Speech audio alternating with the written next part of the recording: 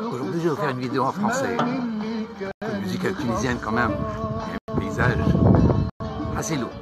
Je vais répondre à une interpellation que j'ai eue, gentille, hein, à propos des caïds Ben Ayed. Les caïds, donc, c'est le sorte de gouverneur local pour un point historique. J'avais dit dans une vidéo que le système des Azaba, Nidam al-Azaba, donc le système des ecclésias, avait disparu sous Bourguiba. Puis après, je me suis rattrapé, je me suis dit non, c'est beaucoup plus ancien, ça date de l'époque des Ben Ayed. Et en fait, je parle oralement, mais ce système a disparu bien avant l'époque des Ben Ayed. Donc les Ben Ayed, Zed Qadha Ali, incontestablement, mais ça a commencé avant. Alors d'abord, c'est quoi ce système des ecclésias? Je vous ai parlé de Socrate, l'homme le plus sage, et la cité doit être gouvernée par les plus sages. Dans la question politique qui est très très ancienne, qui doit gouverner? Donc la question, qui gouverne? Est-ce que c'est la filiation sanguine, le plus intelligent, le plus sage, celui qui est élu? Donc toutes ces questions ont été posées. Et à l'époque de Delphes, c'était l'homme le plus sage qui aurait dû gouverner la cité. Et donc c'est le système des ecclésias où les plus sages gouvernent. Bon, je suis en train de fuir mon sujet. Et donc ce système, c'est un système de communauté. C'est un système de communauté que l'on retrouve dans les populations minoritaires, dans de nombreux pays, particulièrement chez les Juifs. Vous savez que les Juifs n'ont jamais participé au pouvoir, jamais, c'est faux. Ils ont toujours été des adjoints, des ministres, des responsables, des traducteurs, tout ce que vous voulez. Ils ont toujours eu des fonctions dans l'État. Mais derrière tout ça, il y a aussi un pouvoir communautaire autour de la religion qui organise la communauté. Que l'on retrouve chez les Kurdes, que l'on retrouve chez les Libanais, que l'on retrouve chez les Djerbiens, que l'on retrouve chez les Savoyards, des gens qui travaillent entre eux au niveau d'une communauté. Et donc Djerba, pendant longtemps, était animé par ce système des Nidam al-Azab, c'est-à-dire, Azab, je vous répète encore une fois, le mot Azab qui veut dire célibat, et le célibat, c'est le célibat de la conscience, c'est le célibat c'est l'indépendance de l'intérêt personnel et privé. Donc, et c'est le premier stade de la science, lorsque je donne une information objective. Et donc les azaba, donc qui vient du mot azab qui veut dire célibat, c'est la notion d'objectivité, la notion de neutralité, la notion de progrès. Et donc c'est un système qui est très ancien, qui a été théorisé par quelqu'un qui mérite d'être connu et d'être connu au niveau international et mondial, qui s'appelle Abi Mensouar, parce que lui a édifié au Xe siècle cette théorie de la communauté avec ses responsabilités, les obligations vis-à-vis des autres, les objectifs, etc.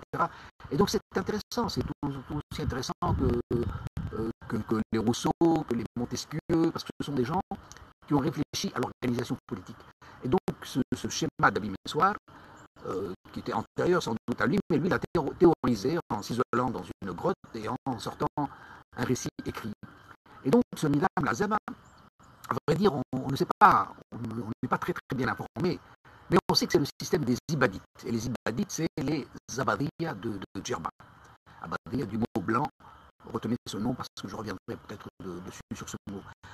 Alors les Ibadites de Djerba gouvernaient selon un mode communautaire de pouvoir des familles. Et alors,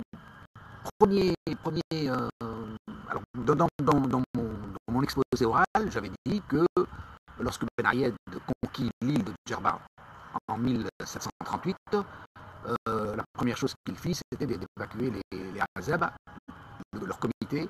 Et en fait, le comité des Azab avait déjà disparu et leur dernière bataille se déroulera en 1757 entre deux clans ibadites, le clan des Bijloud, c'est une famille qui a donné de grands souverains, enfin pas de grands souverains, de grands chefs, de grands leaders, et les El-Rebel. El-Rebel, donc, qui eux étaient plus proches de l'Empire ottoman. Donc il va y avoir une opposition entre ces deux pouvoirs en 1757 et Ben Ayed va soutenir comment il s'appelle, le rebelle. Et puis on va complètement défaire les Ibadites. Et à partir de là, le rebelle qui s'imagine avoir des pouvoirs, un manque de peau pour lui, il va être doublé et c'est le Ben Ayed qui va confirmer ses pouvoirs de caïd, souverain de Tunis, enfin disons gouverneur au nom du bey de Tunis sur l'île de Djerba. Et donc le rebelle, on a utilisé son conflit personnel de groupes familiaux entre les rebelles et les Benjloud. Lui, il a cru qu'en ayant la victoire, il allait avoir le pouvoir. Il aura la victoire, sans doute, mais il n'aura pas le pouvoir. Voilà, bon, c'est classique, ça, il n'y a rien d'exceptionnel. Mais donc c'est la dernière bataille qui définitivement clôt le pouvoir des Ibadites. Mais bien avant le déclin des Ibadites a commencé en 1673. En 1673, s'installe à Djerba une famille maraboutique qu'on appelle les Jomni, confédération des Jomni, qui viennent de Tripoli et qui apportent un rite malékite. Et ces gens-là ont une influence et l'imam prend une école et il défend une idéologie, c'est l'idéologie de l'Ihsan. Alors l'Ihsan, comment est-ce qu'on peut traduire ça? C'est le côté progressiste, donc c'est l'idée de progrès. Et donc il vient en chant ibadite, dans le monde clos des ibadites, et il vient s'installer à Houm Souk, et il s'installe dans ce que l'on appelle Jam al-Ghuraba, c'est la mosquée des étrangers, et il prend le pouvoir sur cette mosquée. Il fait une école, et alors sacrilège, parce qu'à Djerba, on ne prend pas le pouvoir sur les biens publics, on ne personnalise pas l'autorité. Et donc, on vous amène une idéologie nouvelle qui heurte et qui choque un peu les Ibadites. Et les Ibadites décident, donc le fameux Benjloud, entre autres, l'ancêtre, il faut voir que c'est une famille régnante, enfin, je ne dirais pas régnante, mais une famille gouvernante, une famille qui fait partie de... Et donc, le comité des Azab, dirigé, entre autres, je crois, ce que j'ai lu par Benjloud, exige l'expulsion de El Jomni. Il doit être envoyé de l'île et il ne doit plus rester dans l'île. Et Jomni trouve le support du Dey de Tunis. Le Dey qui le restaure, et dont notamment un certain Ibrahim Chérif, qui est le militaire qui aura un poids très important dans l'histoire de la Tunisie. Après le Dey, à la fin, des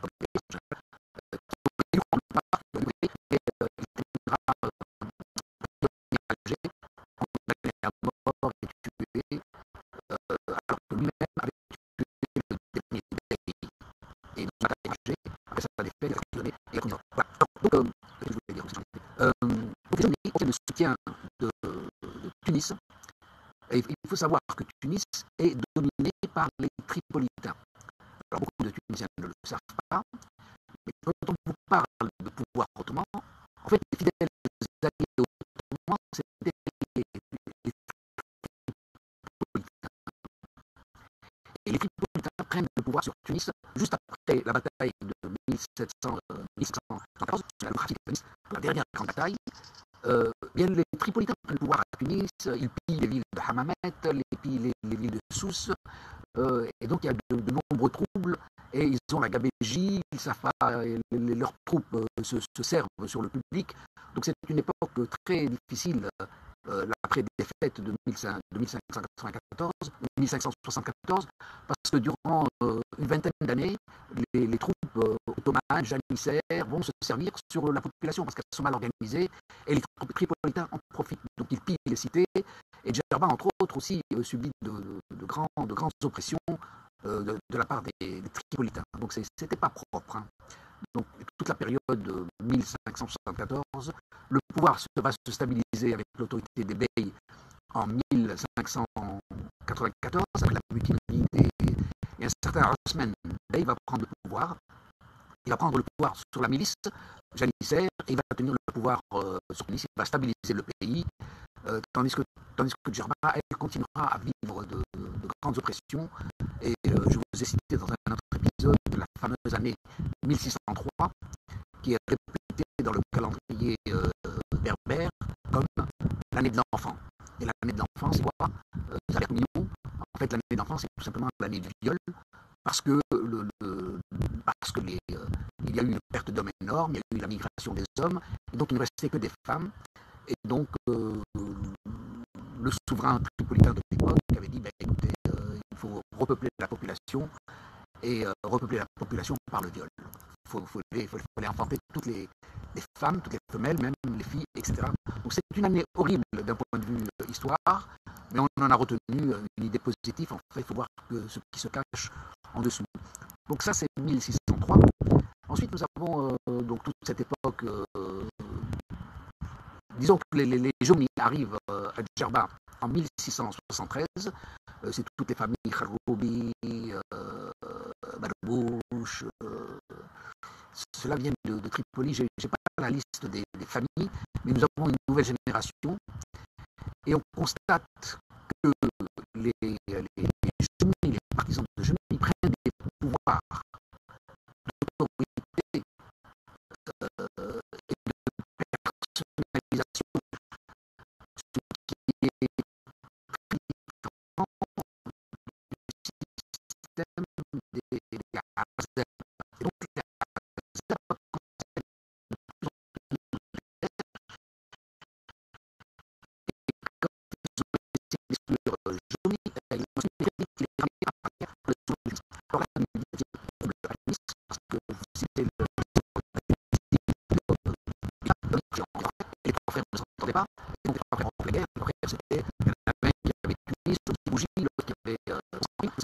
nous étions même ensemble, et ces gens vont se battre à mort sur la taille de Bon, je ne peux pas vous citer exactement je pourrais le faire, mais je n'ai pas préparé pour vous citer les batailles avec les morts. En tout cas, ça a été une période très très difficile qui va fracturer le pays, qui va fracturer avec des guerres interminables entre Alger, Constantine et Tunis.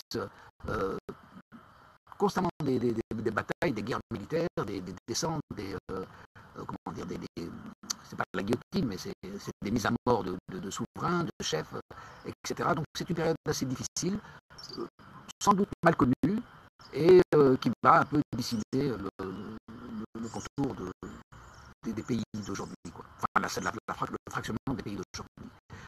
Alors, je voulais revenir surtout aux Jomni. Et donc l'influence des Malékites jomnistes, parce qu'il y a eu plusieurs phases de Malékites, on ne se trompe pas. Nous avons eu dans l'histoire les Malékites de Bagdad, on a eu les Malékites Hafsides, qui eux se sont convertis au malékisme, et à l'origine ils étaient anti-malékisme, mais en fait c'était un malékisme adapté à la sauce locale. Donc même au sein des Malékites, il y a différentes influences. Donc là nous avons une nouvelle influence des Malékites de Tripoli, sous, disons, obédience ottomane.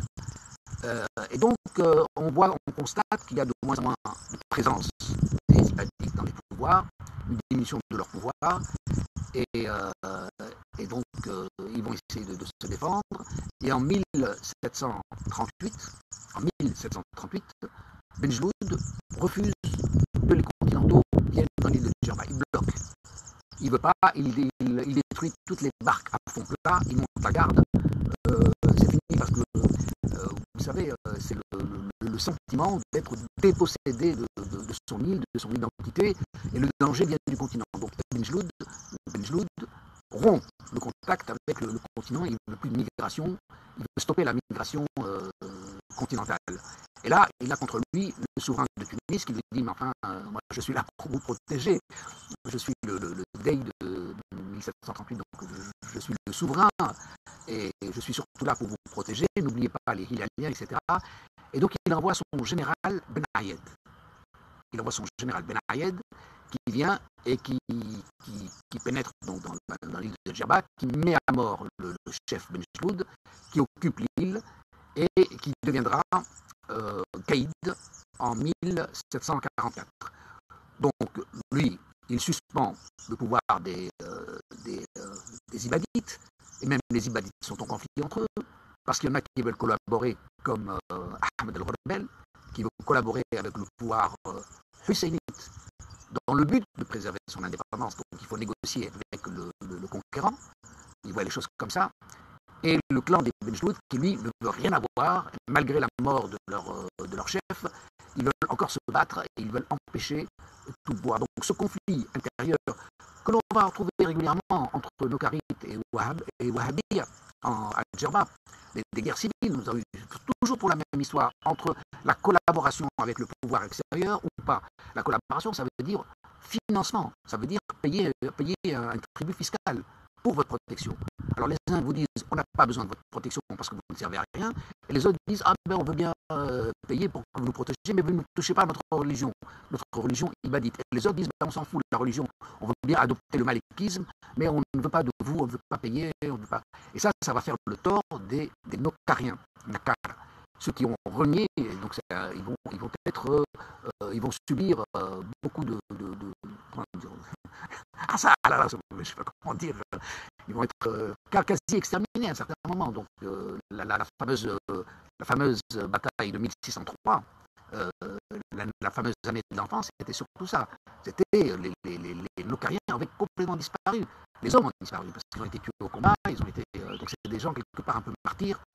Et voilà. Bon, je ne perds pas le fil où j'en suis. Donc 1744, on a le caïd, il suspend le comité des Azab, il profite du conflit intérieur entre Ghorabel et Benjloud, il soutient Ghorabel, et quand il a la victoire finale avec les partisans de Jomini, eh bien, Ghorabel il est remis à sa place de simple citoyen, dirait-on presque, et donc le pouvoir va entre les mains des Ben Ayed. Voilà. C'était une précision que je voulais apporter sur l'histoire sur le comité ou sur le système des Azab, c'est le modèle des ecclésias, c'est un pouvoir politique organisé autour de la communauté où les familles sont représentées. Et donc c'est intérieur, on ne sait pas tout à fait comment ça fonctionne. Et ce système des ecclésias de Djerba a disparu en 1557. Donc c'est pas pour Kiba. C'est vrai qu'il reste encore des traces. Il restait des traces.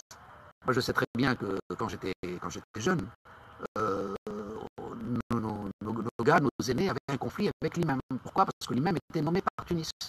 Et on vous dit, mais qu'est-ce que vous nous mettez un imam qui ne vient pas de chez nous? Vous voyez?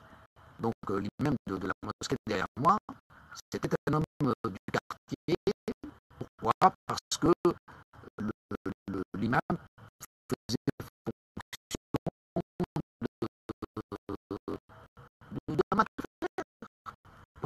de règlement des litiges, des professionnels, la rôle social, c'est à la fois un point d'eau, un lieu de société, de surveillance. La mosquée de Djerba, c'est pas un grand pouvoir, c'est au contraire quelque chose de caché, c'est un transfert d'informations, de connaissances.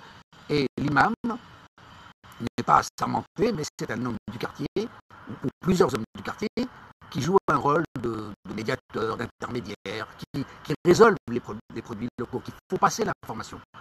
Et quand Bourguiba nous a mis un imam de la République, parce que la religion, ça se contrôle par l'État. Donc ça, c'était un grand problème. L'imam local avait un prestige local, mais il n'avait plus de pouvoir. Et la réponse, je me souviens qu'on disait du policier de l'époque, parce que l'imam allait se plaindre en disant « Attendez, ça va pas ça ?» Et on lui disait « Maintenant, c'est le policier qui commande, c'est plus l'imam, c'est plus... Et voilà. Enfin bon, c'est des récits un peu imprécis, mais en tout cas, on a eu un conflit religieux, mais ce sont des traces de l'ibadisme. Il faut dire qu'après 1757, peut-être que de moins en moins la religion s'exprime, mais beaucoup plus l'insularité. Donc ça, peut-être que c'est un point à souligner. Donc c'est l'identité insulaire, c'est de moins en moins l'identité ibadite ou malékite. Le religieux prend moins d'importance parce que après la fin de Ibn Jloud, du clan Ibn Jloud en 1757, le pouvoir des Ben Ayed, l'île s'ouvre. C'est-à-dire que les Djerbiens avaient profité de l'ouverture sur Tunis pour faire du commerce sur toute l'Afrique du Nord, parce que ce sont des grands marchands. Et à côté de ça, nous avons une migration des nomades des Wararma, des Akara, des Benazid, qui sont arrivés sous le pouvoir des Abides. Ah oui, bon, ça on oublie, mais il y a beaucoup d'esclaves, de gens dominés qui sont encadrés par le pouvoir du Benayed. Voilà. Donc, je m'excuse pour cette interpellation qui m'a été faite. Mon but n'est pas de glorifier l'histoire, mon but c'est de rapporter des faits d'information. Je veux dire, bon, le Benayed sont une très grande famille de Djerba, mais il faut connaître les faits de l'histoire. Il y a eu des grands Benayed, il y a eu des gens qui ont été mal accusés, notamment le fameux Mahmoud, pour lequel d'ailleurs la famille avait entamé une action contre l'État tunisien, mais je n'ai pas trouvé trace je sais que la personne a été bafouée. Enfin, il dit qu'il a été, enfin, les descendants disent qu'il a été bafoué, mais bon, il faut trouver trace de cette plainte, de si elle a abouti, etc.